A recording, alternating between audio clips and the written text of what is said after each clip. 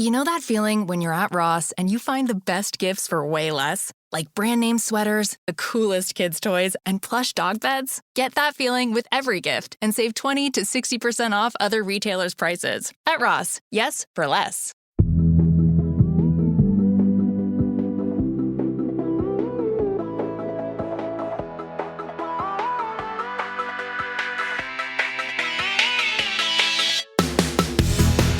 Hey, I'm Candice Lim. And I'm Nadira Goffe, and you're listening to ICYMI. In case you missed it. Slate's podcast about internet culture. And Nadira, we've done it. We are heading into the last quarter of the month. I sense a Christmas ham in my distance. What is your Christmas plan this year? I'm keeping up with two of my favorite holiday traditions. One, baking my family's recipe for Jamaican rum plum pudding, the British version of pudding as in cake. And then two, doing a holiday brunch with my friends from middle school. We always do this brunch every year where we wear holiday-themed pajamas or onesies, and we all bring a dish, and we usually watch holiday movies, and it's fun, and I can't believe that I still have friends from middle school, and I feel very lucky about it, and it's delightful. What are you doing? That sounds really nice and good and cozy. I, unfortunately, will be at the Bath & Body Works semi-annual sale. That's right, I'm predictable with, guess what, 2 Kindles in hand. That's right, 2 Kindles, because if you remember, did an episode a few weeks back. I was like, should I buy a second Kindle? Guess what I did? Guess what I did, because I am the disease, I am the antidote. But Nadira, we are not here to talk about candles, and we're not here to talk about Kindles. We are here to run through our top internet moments of the year. And you know what? I'm really excited because this year has sucked. But you know where this year has not sucked? On the internet. Well, it's actually kind of sucked there too. But it has also equally been great on the internet. And so I'm very excited to talk about the things that we're going to talk about today. Me too. And what is so funny is that Nadira and I, we had a lot of pre-planning meetings about this. Okay, we had a long short list of 20 moments. And some of them we've talked about on the show, others we have not. And before we actually get into our top 4, I did want to kind of give an honorable mention to the ones that are not making the list. Nadira, I guess I'll start with you. Which are the ones that you were thinking about, didn't make it, worth a mention? Well, there's so many that we did talk about. There's the Olympics. There's Cody Ko. There's, in a Plus episode, we talked about Nikocado Avocado. Oh, yeah. But then there's some that we did not talk about, or at least episodes that I was not a part of, so I didn't talk about them.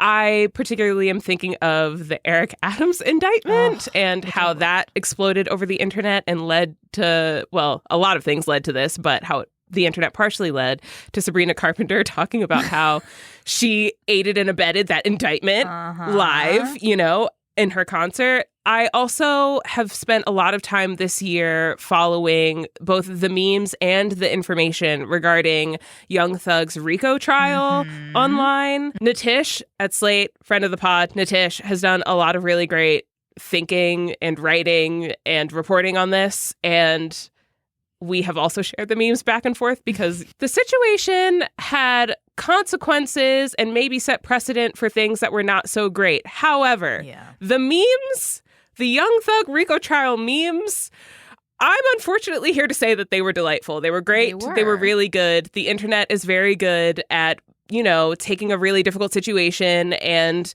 being able to make light of it in a way that sometimes is offensive and sometimes is not. And I feel like the RICO trial memes found a way to be not offensive, at least the ones that I saw. So that was great. There's so many other big moments of the year, though. So before I just monopolize all of this space, Candice, what are some that you are obsessed with that we won't be talking about today?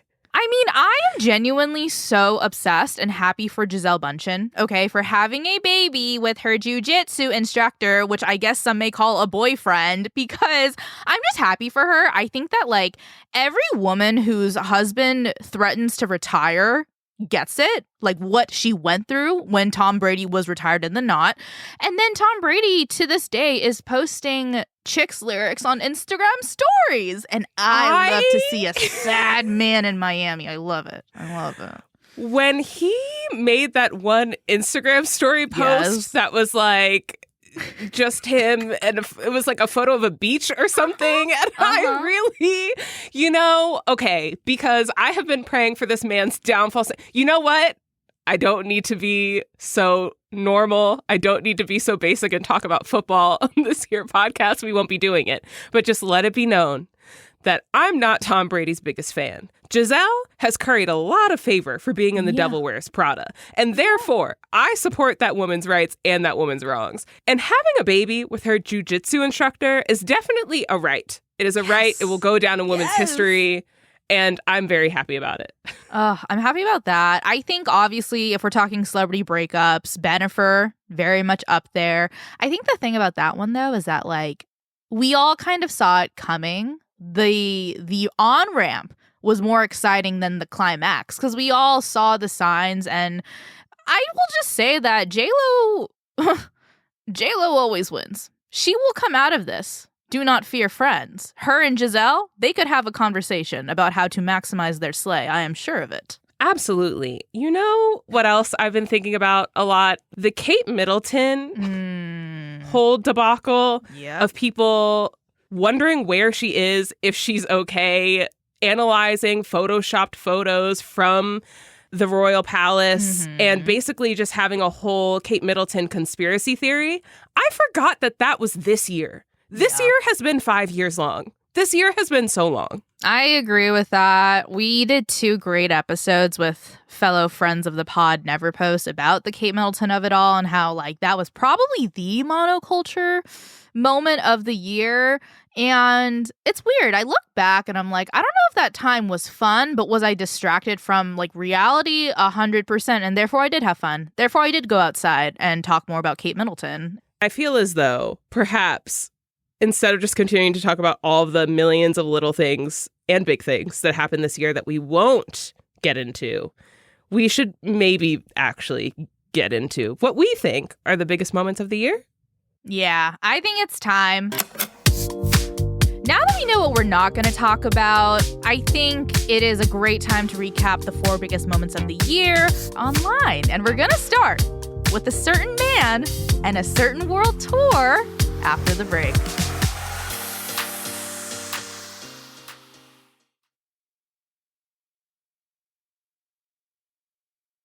This podcast is brought to you by Progressive Insurance.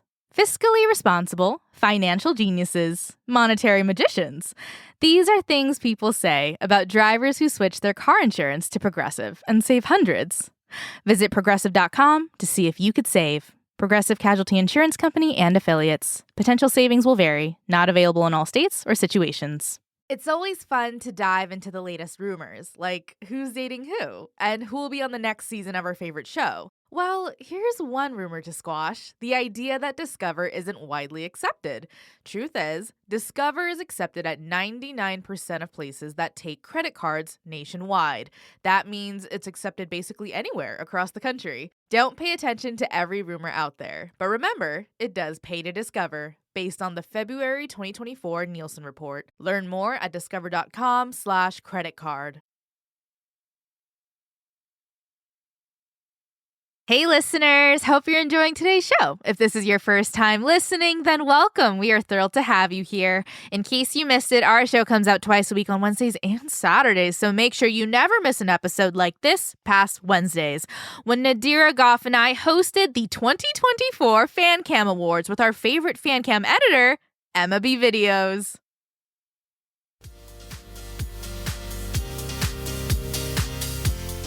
And we're back. So Nadira, do you know what my first moment is? Yes, and I'm very excited to hear you rehash it, actually. Okay, good. Because this moment, which was actually probably the happiest I've been all year, it was on June 18th, 2024, when Justin Timberlake was arrested for a DWI. Woo! Okay. The fact that Justin Timberlake getting arrested for a DWI is the happiest you've been all year. It just reiterates my earlier point about this year sucking. I met Molly Shannon, and this still beat it. It really was. Okay, here's the deal. I just feel like the internet and feminism and Chris Crocker of the Leave Britney Alone video, they were waiting for this moment, which begins with Justin in Sag Harbor, the Hamptons. He was at this fancy restaurant on a Monday, drinking with his friends, and it's late at night when he's like, I'm Carrie Underwood, I'm going to take the wheel, and he drives. And let me just start right here. Do not drive drunk. It's not about you. It's about everyone else you're about to beep boop. Anyway, he gets pulled over because as seen in video footage, he was driving a bit erratically. He ran through a stop sign and this cop, this like young 24-year-old male cop, he pulls him over. And he is so young, he doesn't know who Justin Timberlake is. And so this brings us to the greatest line of the year from Page 6 that reports that Justin was like talking to the cop and he's like, this is going to ruin the tour. The cop said, what tour? And Justin said, the world tour. So good.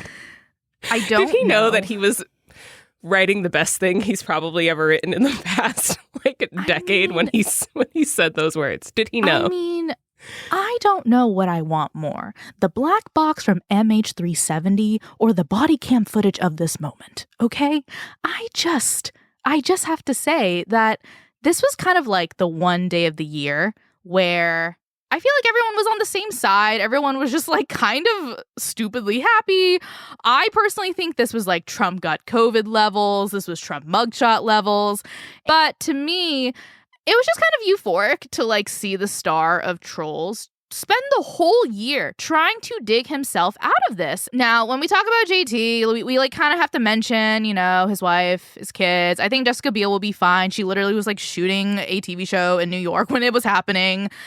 They claim that they are still going to be together, but I will just say they are currently my number one divorce watch celebrity couple. And so 2025, Justin Timberlake. Let's see what happens there. The memes from this scenario were so good. And as you pointed out, it's really interesting because ever since we've entered this era of revisiting cultural history under a more progressive lens, the Britney and Janet docs cemented JT firmly into the internet will always have a grudge against you territory. Mm-hmm. And then he had, well, the whole bad run of those docs, but then also getting caught somewhat cheating on his wife in 4K, saying he didn't appropriate Black music when he did. And also at that same time, his music catalog consisted of just like the Trolls song and his album Man in the Woods, which fit into the backlash about the appropriation stuff because it was very folk country inspired. Mm-hmm. So he wasn't even making music that adults loved anymore. So as you were saying, people were just sort of waiting for a reason to dunk on him. And then he gifted us with this is going to ruin the tour, what tour, the world tour. Do you have a favorite TikTok, tweet, Instagram, any internet musing or post about this? So many. I will shout out two. The first one goes to Dan Carney, who tweeted like a photo of the mugshot, which like, let's be very clear. Sag Harbor PD, they have to have a ring light in the studio because he was so well lit. His eyes were like literally reminds me of the Anne Hathaway still of her from the Zoom, as if she's like a CEO laying off people. So anyway, Dan Carney, he tweets out the mugshot. He captions it, if I send this to you, it means I need you to come pick me up, which is perfect. It's perfect. And I love that meme template of like anyone just being like, if I send you this, I'm not coming to the after. It's so sweet, direct. Classic, visual. But good. Mm-hmm. Yeah.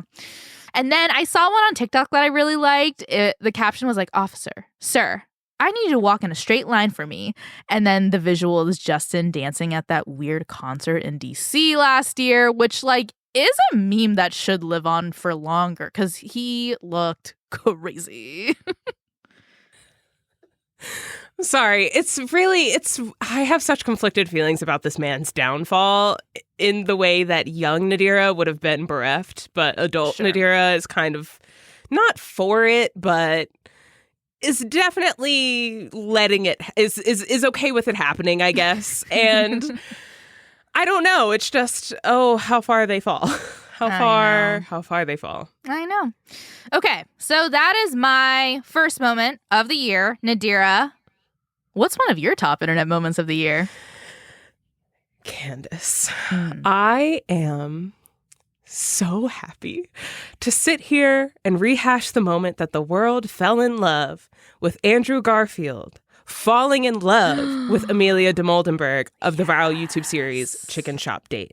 Yes. You know, the series where Amelia puts on this facade of awkwardness and deadpan, and she interviews celebrities as if she's on a date with them at a chicken shop in England. It's fun. It's now a go-to stop on the press tour when a celeb has something to promote. So Garfield stands, which I'm correct in assuming that would be both of us, right, Candice? Mm-hmm, that's right. We might remember way back to 2 years ago, November 17th, 2022, when the internet host interviewed Garfield on the red carpet at the British GQ Men of the Year Awards. The short clip went viral because, well, this is how it starts. I think you're great. What? Yeah, I think you're great. Do you know who I am? No, You're kidding me. Of course I've seen You're all kidding your me. chicken shop things. No. Yeah. I've been trying to get a date with you for a while. I have not got them now. I'm asking that right now. But you do date a lot of these things. Yeah, and? Oh no, it's wonderful. It's just like, I don't know. I just feel like less special, I guess. Candice, did you see this video at the time? And if so, what was your reaction to it? How did it make you feel? I mean, he was giddy. I'm giddy. He was smitten, right? Like, he was so smitten. Yeah, and Andrew is just one of the sweetest celebs on earth. I mean, I don't know him personally, but that's the vibe that he gives. And he just paid Amelia such kindness and expressed genuine interest as a real fan of her show and her work. And at the end, she's like, lovely to meet you. And he gets all earnest and is like, no, it is lovely to meet you because what you do is interesting and I appreciate it. So the internet obviously fell in love with their love. And the internet was obviously like, OMG, these two need to actually date, or at the very least, he needs to come on the show. So fast forward to January 2023 on the Golden Globes red carpet, Amelia winds up interviewing celebs again and interviews Andrew again, of course. She posts a 2-ish minute video to her socials with the caption "Round 2, and they start the video off laughing because they had the genuine connection. They're aware of the internet's response to it. And so they're giggling before they even officially start. And when they do, there's a moment where Andrew sort of flubs. He's trying to make a joke about how they keep meeting on red carpet interviews, and he goes to say something like, I only ever want to see you on a red carpet, but he pauses at a weird point, leaving Amelia bait for a joke, and it ends up like this. Hi. Hi. How are you? We must stop meeting like this. I only ever want to see you. What? That's not the end of the sentence. That's not the end of the sentence. I only ever want to see you in these kinds of situations. What about other kinds of situations? Not interested. There's a lot to unpack there, but let me tell you, because this is an audio format, so you're not looking at this video, but when he says that's not the end of the sentence, he puts his hand over her hand that's holding the microphone. Candice, thoughts? He kind of flubbed, right? Like, he kind of, like, tried something. It didn't work. And the thing is, Andrew is so charming that you think that, like, everything out of his mouth is kind of, like, Shakespearean sometimes. And in this moment, it was like, oh, he's down bad and he's nervous. And because Amelia, he's she won. flustered. He shows up flustered. They riff, they banter. At one point, Andrew brings up their star signs and astrological compatibility himself. And they joke about their sort of fake interest in each other. Amelia struggles to keep a straight face and ask a serious question. Andrew is almost negging her. And at the end, they do the like, you hang up, no, you hang up thing that couples do in movies. But instead, they're saying bye. Hey, bye. Hey, bye. And the internet, of course, goes into shambles again. And then it finally happens. 2 full years in the making, which would be just over a month ago.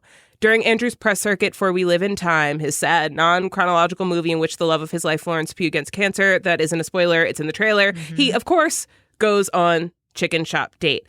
The episode is published on October 18th, and at the time of recording, it has 9.4 million views, making it the 6th most viewed video on Amelia's channel. And in his episode, he basically tries to sort of break the fourth wall a bit and sort of answer and sort of question the veracity of her whole shtick. They play a cheeky game of the British version of Fuck, Marry, Kill, which is Snog, Marry, Avoid. Amelia says, Tom Holland, Tobey Maguire, or me. And he says, I don't want to avoid any of you. But when pressed to answer, he says he'd avoid Amelia. And when she gasps, when she balks at this, he yells, it's called flirting. They like dab each other up at one point and they hold hands for a little bit longer than usual. Andrew Garfield says the words, I think that's sexy at some point, and I'm going to leave you with these 30 seconds. You are funny. You're a funny person. You're funny too. You're funnier. I enjoy that. I enjoy that very much. The quality that I really appreciate in you. And in a date, and in like a... I think that there's something going on. Do you actually think that? No, is this for the... I do think it's interesting that we... If this wasn't here, do you think we'd actually have it go on a date? Do you think this has fucked up the fact that we could have actually gone on a date at some point? Maybe. Candice. What did you think of the actual chicken shop date episode? I mean, it's the reason we're alive, right? Like, it's the reason Al Gore took his hand and plugged the wires from east to west. This is what the internet is for. I love this. Here are my 10 favorite moments in order. So first off, I think everyone on Twitter who responded to this is correct. Andrew Garfield is pulling a flea bag on her. He's like pushing her. He's a little bit hot priest. He's like, why are you turning to camera? Come to me, be with me, share these nuggies with me. And then the other part I love is when they're arguing about who is more private. And Amelia's like, I'm more private than you. Have you ever seen me with anyone? And Andrew's like, that doesn't mean you're private. That means you're not with anyone. And that was such a slay. That was such a slay.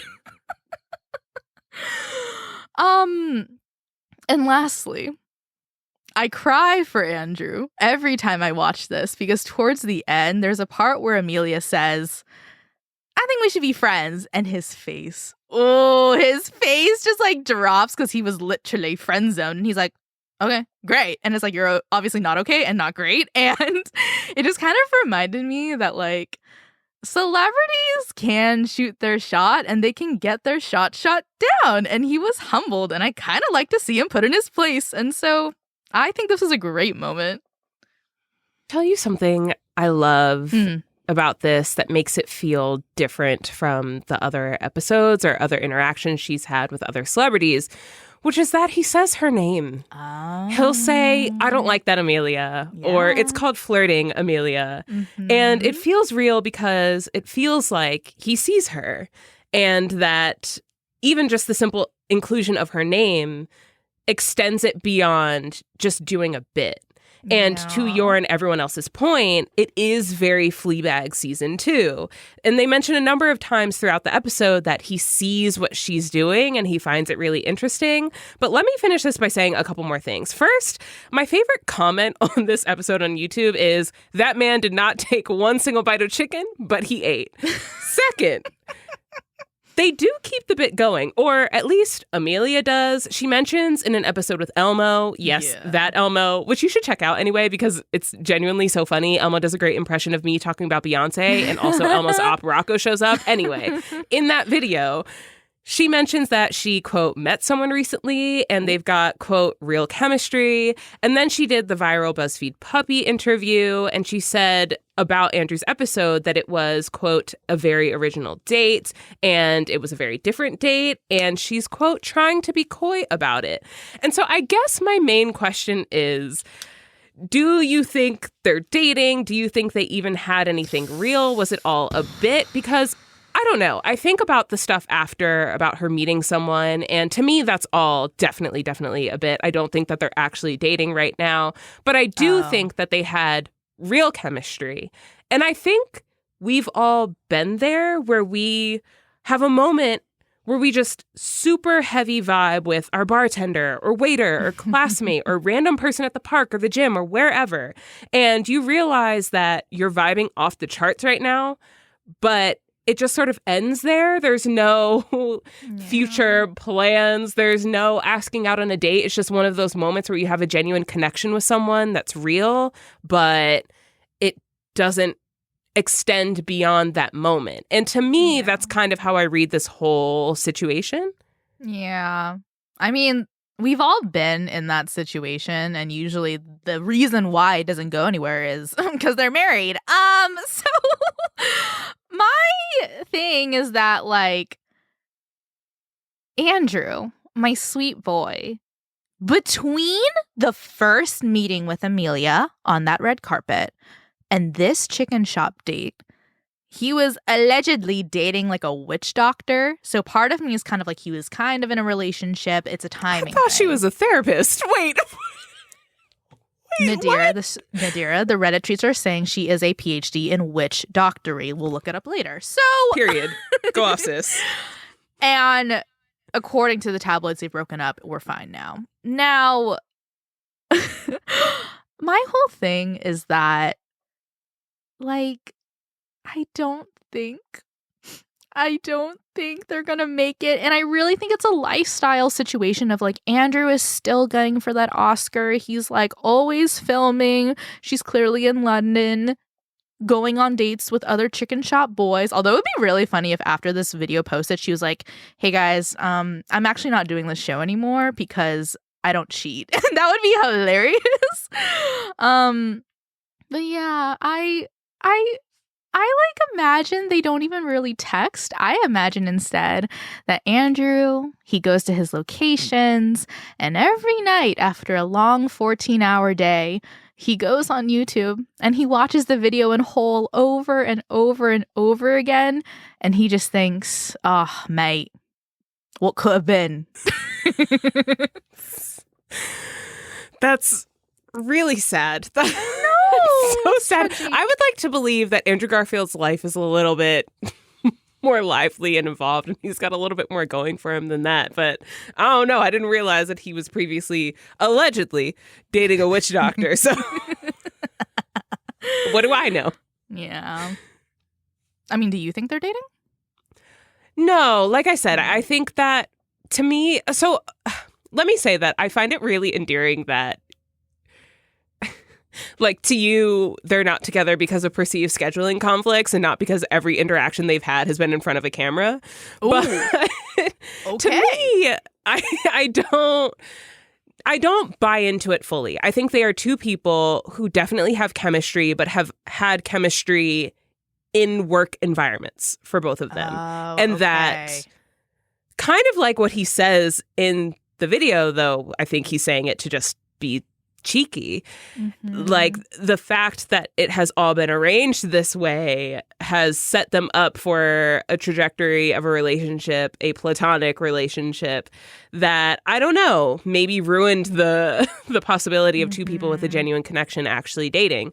But to me, you know, I don't read too much into it, but I don't think that means that it was all fake, right? Because I've seen her other videos. There are people that she vibes with more than others. Like, that's just a fact of life. That's a fact of having conversations and interviewing and being a person in front of another person.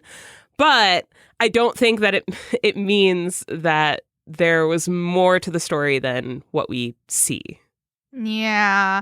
I mean, I think you're kind of hitting at, like, the reason why this video even happening is a double-edged sword of, like, there is something so sweet about the tension of kind of like, man, I could imagine us doing a chicken shop date. It'd be so great. And then the other half, the avoidance side being like, but if we do it, do we pop the bubble? And the thing that I know in my heart, but I don't like to think about, Andrew Garfield is quite a good actor, and in his industry, charm is currency. And so, I would like to be charmed by him anyway. All right. So we have started this episode with two white guys. Therefore, we should take a break.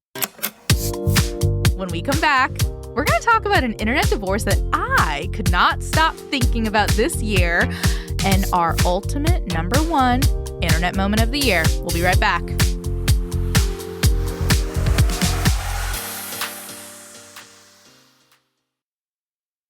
Audible's Best of 2024 picks are here. Discover the year's top audiobooks, podcasts, and originals in all your favorite genres. From memoirs and sci-fi to mysteries and thrillers. From romance and well-being to fiction. Audible's carefully curated list in every category is the best way to hear 2024's Best of the Year in audio entertainment. like the star-studded production of George Orwell's 1984, which both honors and reinvigorates the terrifying classic. It's one of the best original dramatizations out there. Or romance that hits the spot, like Emily Henry's Funny Story. Heartfelt memoirs, like Supreme Court Justice Ketanji Brown Jackson's lovely one. Listen to the year's best fiction, like The Women by Kristen Hanna, and Percival Everett's brilliantly subversive James. Audible. There's more to imagine when you listen. Go to audible.com/ICYMI and discover all the year's best waiting for you. It's always fun to dive into the latest rumors, like who's dating who, and who will be on the next season of our favorite show. Well, here's one rumor to squash, the idea that Discover isn't widely accepted. Truth is, Discover is accepted at 99% of places that take credit cards nationwide. That means it's accepted basically anywhere across the country. Don't pay attention to every rumor out there, but remember, it does pay to discover. Based on the February 2024 Nielsen report. Learn more at discover.com/creditcard. Audible's Best of 2024 picks are here. Discover the year's top audiobooks, podcasts, and originals in all your favorite genres. From memoirs and sci-fi to mysteries and thrillers. From romance and well-being to fiction. Audible's carefully curated list in every category is the best way to hear 2024's Best of the Year in audio entertainment. Like the star-studded production of George Orwell's 1984, which both honors and reinvigorates the terrifying classic. It's one of the best original dramatizations out there. Or romance that hits the spot, like Emily Henry's Funny Story. Heartfelt memoirs, like Supreme Court Justice Ketanji Brown Jackson's lovely one. Listen to the year's best fiction, like The Women by Kristen Hanna, and Percival Everett's brilliantly subversive James. Audible. There's more to imagine when you listen. Go to audible.com/ICYMI and discover all the year's best waiting for you.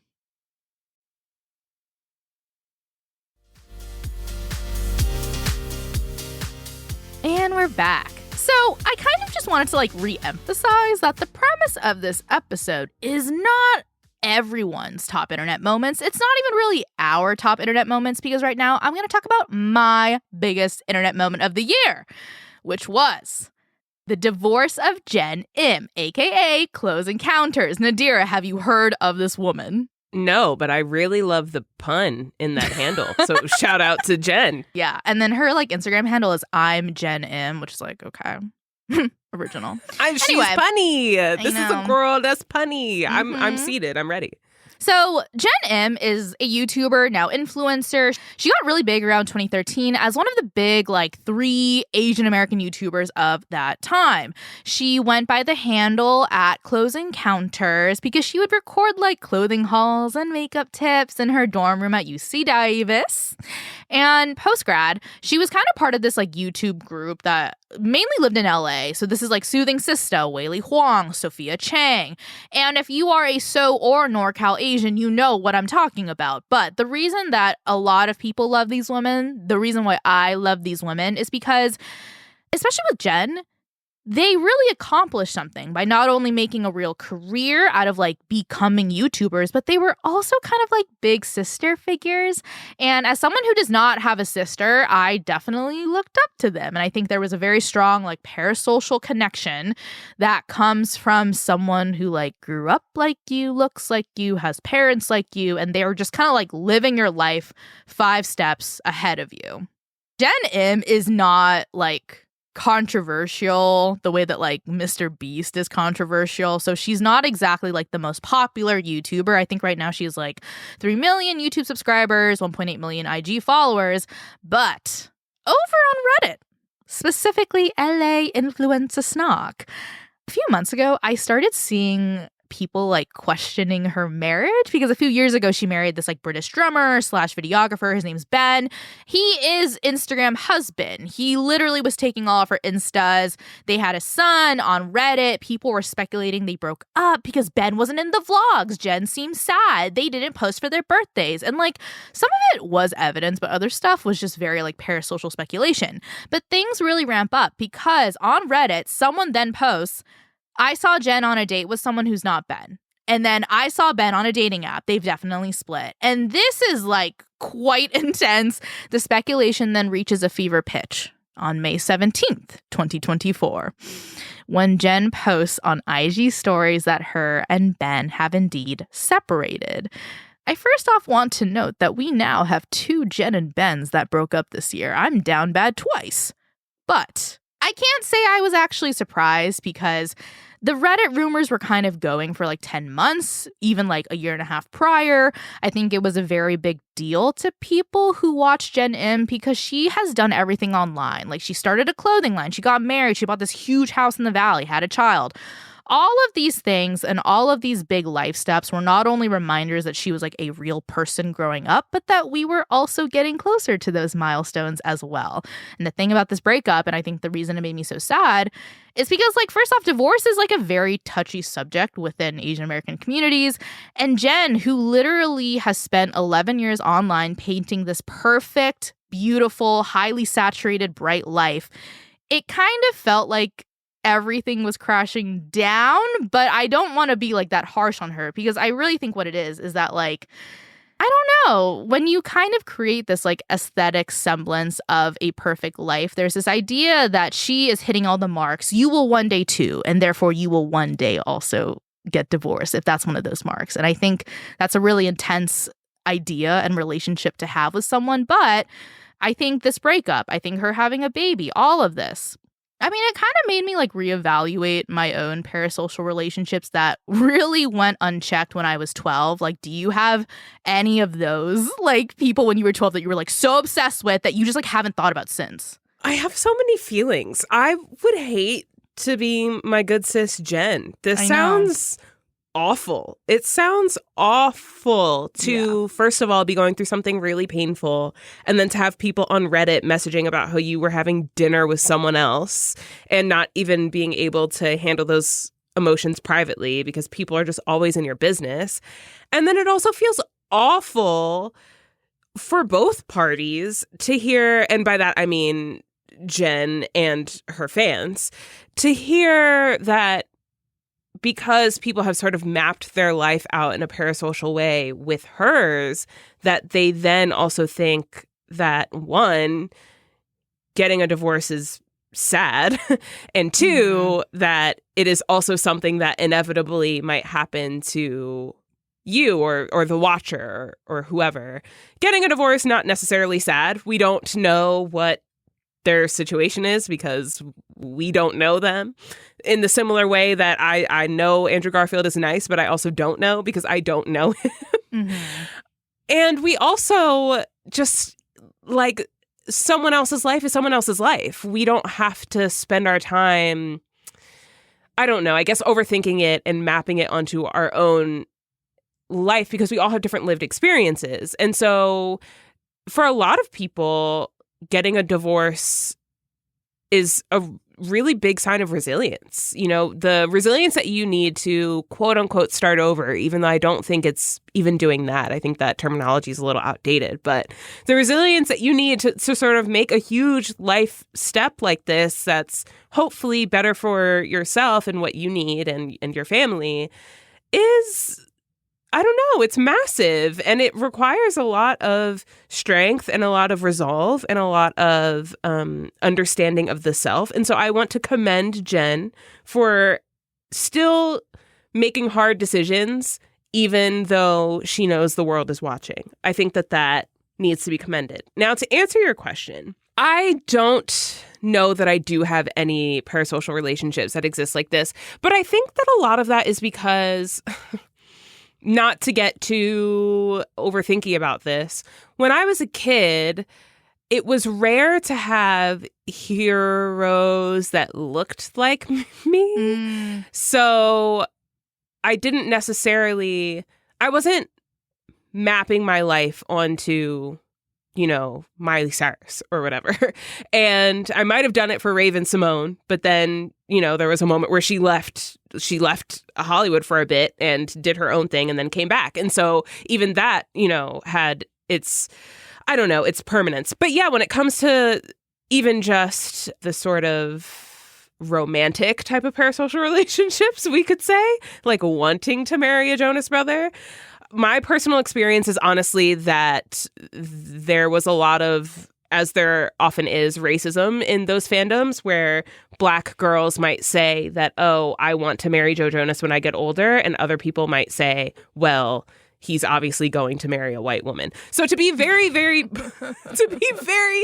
very frank, I don't really have any of these relationships, but I can see how they evolve and develop over time and how they can be hard to shake. And I can also see how they can be hard to shake because they came at a really, really formative time, right? And so I can see how those things can be developed. And then I can also see how they can be particularly hard to shake. I first off want to note that you've stood by Joe Jonas, your mans, through a lot this year. So I do think you have certain figures in your life that you do love and still love. Joe, if you're listening to this, just give me a call. Just give me a call. There are some things that we need to talk about. Yep, there are some things I need to say to you. So that's actually really good for you. I mean, you said it. Yeah. I think my whole thing with the Gen M situation is that, the perspective you're laying out is a very mature perspective of like a person who is our age, who has now kind of contended with probably the worst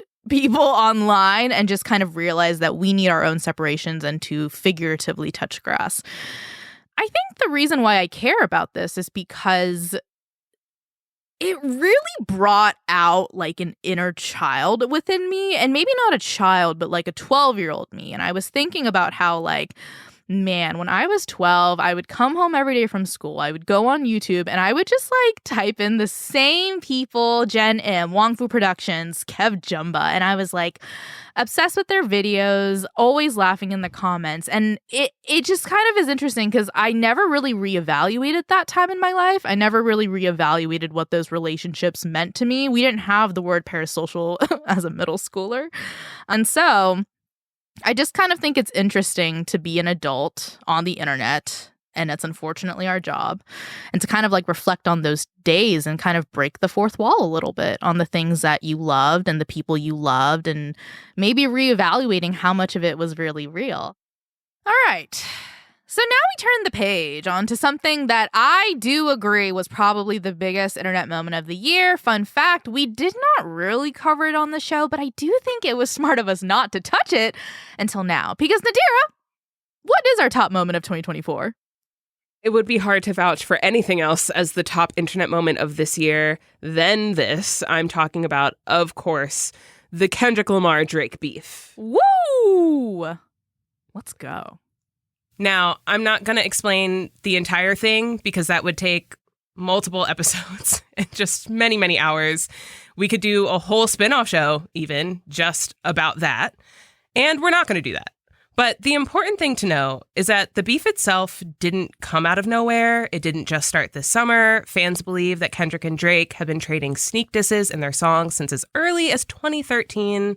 And then towards the end of last year, Drake hopped on a song with rapper J. Cole, in which J. Cole says that himself, Kendrick, and Drake are the big three in the rap industry.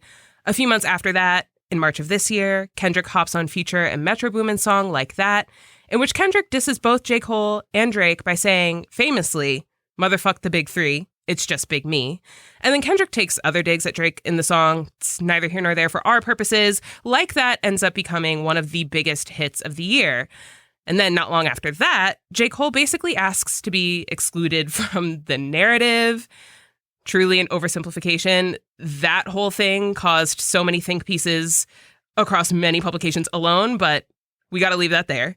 I would say at this point, Drake has not yet responded to Like That, but Kendrick, Future, and Metro Boomin release a second album with more jabs at Drake. This one also brings in tons of other voices to hate on the Canadian rapper, including Rick Ross, A$AP Rocky, who is notably Rihanna's current partner, Rihanna being Drake's ex, and The Weeknd, Drake's former business and creative partner. So at this point, the entire hip-hop fandom is like two things. One, what do they know about Drake that we don't know, since they basically assembled the like hip-hop Avengers to whoop his ass verbally? And two, what's Drake finna do? So then, some days later, a Drake diss track titled Push-Ups leaks online, and in it, Drake is airing everybody out. He also makes a now deleted track called Taylor, as in Swift, Made Freestyle, in which he uses AI voices of Kendrick's heroes, Tupac and Snoop Dogg, to lambast him. That doesn't get where he wanted it to go. After push-ups, everyone is waiting with bated breath to hear what Kendrick has in store. And lo and behold, the day I leave for vacation to go to Southern Africa, Kendrick decides to shock the world by dropping a diss track called Euphoria. But that's not all, because 30 minutes later, Kendrick drops another song called 616 in LA, in which he says Drake's inside circle is untrustworthy and has been feeding Drake lies. The cover image for that single is a photo supposedly taken from inside Drake's home that shows him allegedly having prescription pills for Ozempic. Then in May, Drake drops Family Matters, in which he claims Kendrick has a history of domestic abuse. And I do believe we're like in the thick of it now. And then minutes after Drake drops Family Matters, and I do mean minutes, Kendrick drops Meet the Grams, Graham being Drake's last name, a song in which Kendrick implies that Drake has a second secret child. We will remember the whole reveal of Adonis before Pusha T, et cetera, et cetera. Then on May 4th, Kendrick drops the song of the summer, nay, one of the songs of the year, Not Like Us. Of course, it's the moment we all know. It's the moment of this whole story that we were waiting for. He drops it less than 24 hours after Meet the Grams, and in this song, he directly calls Drake and some of his camp pedophiles. Drake replies with an attempted diss track, The Heart Part 6, in which he denies all of Kendrick's allegations made in Not Like Us, but it doesn't matter because Not Like Us absolutely blows up. People are chanting A minor and Certified Lover Boy, Certified Pedophile, and wop, wop, wop, wop, wop, dot, fuck 'em up in the streets all summer. Not Like Us, as we all know, becomes a West Coast anthem. It becomes a hip hop anthem. It becomes an I'm online, just generally as a human anthem. Leads Kendrick to end up hosting a concert in Los Angeles in June. The concert was called The Pop Out, and it featured a long list of new and veteran West Coast musicians and rappers who performed. Interest in that was so high that the concert ended up being live streamed on Prime Video and Twitch. And at the end of that night, during the concert, when Kendrick finally went to do his whole main performer thing, he ended up performing Not Like Us 5 times in a row. And then, like, all of the guests he had and probably all of their posses end up on stage. He's got, like, Dr. Dre and basketball players like Russell Westbrook. And then by the end, members of the Bloods and the Crips, famous LA street gangs, are like singing Kumbaya. They're like dancing together to a song accusing Drake of being a pedophile. It's being shared with the world. It's also being streamed on Amazon Prime. People are freaking out online. And that seemed like the moment that Kendrick officially and unequivocally won. Yeah. I mean, this was also just kind of the affirmative moment that Not Like Us became like an LA anthem for the city. The Dodgers definitely took a lot of pride in that song. They play it all the time. It's one of those things of like stand in a corner this summer at any point in LA and you will hear someone playing Not Like Us. Absolutely. So now think of the most intricate piece of origami you've ever seen in your entire life. It's got 5 million folds. Picture it. Keep it in your mind. You want to know why? Because the story is still unfolding. We are still unraveling this piece of origami. Because on November 25th, it was revealed that Drake's company filed a pre-action petition against his label, UMG, Universal Music Group, which is also Kendrick's label, and Spotify. It's not a full lawsuit yet, but Drake's legal team is basically pursuing pretrial discovery related to potential alleged RICO Act violations, and then also preservation of evidence for a future lawsuit. What is Drake accusing UMG and Spotify of? So according to Drake, he believes that UMG and Spotify colluded basically to inflate the popularity of Not Like Us to boost the song inorganically. Drake's team also accuses UMG of violating RICO, which is a highly contentious federal act related to accusing someone or a group of people of participating in organized crime. So Drake's team is saying that UMG used bots and influencers to pad streaming numbers, that they literally did payola and made pay-for-play arrangements with radio stations, that they fired staffers who seemed loyal to Drake, which is like the most sort of conspiracy theory Scooby-Doo-esque of it all, and that they manipulated digital assistants like Siri to play Not Like Us. And so overall, those might be the minutia of it, but he's basically saying that Not Like Us caused himself to suffer economic harm. Sure. And I would say, isn't that crazy? Except that's not all. So a few hours after filing the first pre-action, Drake filed a second pre-action against UMG and iHeartMedia for defamation because, of course, he maintains that Not Like Us falsely accuses him of being a sex offender. And he basically accuses UMG of boosting the song when they could have halted its dissemination. The UMG spokespeople have made statements vehemently denying Drake's allegations, saying that they, quote, employ the highest ethical practices in our marketing and promotional campaigns, end quote. And basically, to summarize a slew of entertainment legal experts who have been interviewed about this, the decision is somewhat baffling. Drake's decision, that is. To summarize the views of every rap fan is also whack as hell. Yeah, I was listening to the New York Times' PopCast. They were talking about this part, the legal stuff, and they were like, this is the worst PR move of any rapper in history. Do we agree? Is this true? Yeah, I'm going to have to agree. It's kind of the worst PR move a rapper has made in history. What's so interesting to me about it, though, is outside of the personalities of it all and outside of it being a hip-hop story, a music story, a culture story, is that it's always struck me as additionally a technology and internet story. It brought increased awareness to the harm and beauty of AI. There were a lot of different moments throughout this whole saga where there were multiple songs that were sort of leaked on the internet that may or may not have used AI or completely been AI. There was, no one knew. And so even just the conversation about what's AI, the harm and power of it, but then there's also a whole separate storyline involving Metro Boomin and a whole diss track that involves AI in a good way. And so AI is sort of at the heart of this. But also, I would say the only reason Kendrick was able to maximize his damage points and impress the world by dropping diss tracks on the same day as Drake or dropping a second diss track only 30 minutes after his first is because we don't have to wait for those tracks to be pressed into wax or downloaded onto a CD anymore. He can just upload it to Twitter or Instagram or YouTube. And none of the heightened reaction, the absolute demolishing of any other culture story this year could have happened, really, without fans on the internet being there for it all and congregating on Twitter and TikTok and other social media platforms, like audience members in a theater with their popcorn waiting to watch the mess. Right. The memes, the jokes, the shares, it helped make the Not Like Us iconic moments instantly recognizable. And so, to me, it wouldn't have gotten to the place that it ended up being at, which is one of the biggest stories of the year, if it wasn't for the internet. Okay, that's the show. We'll be back in your feed on Wednesday, so definitely subscribe. That way, you never miss an episode.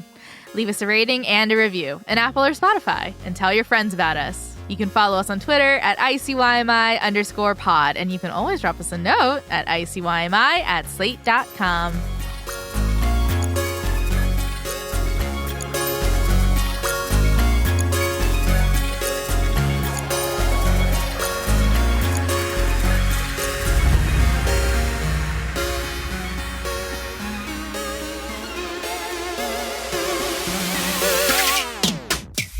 ICYMI is produced by Alexandra Botti and Candice Lim, with production assistance from Kat Hong. Daisy Rosario is our senior supervising producer, and Alicia Montgomery is Slate's VP of Audio. See you online. Or at the Super Bowl. When it's PCS time, you know the drill. Pack, research the new base, get the kids in school, because family supports family. At American Public University, we support military families with flexible, affordable online education that moves with you.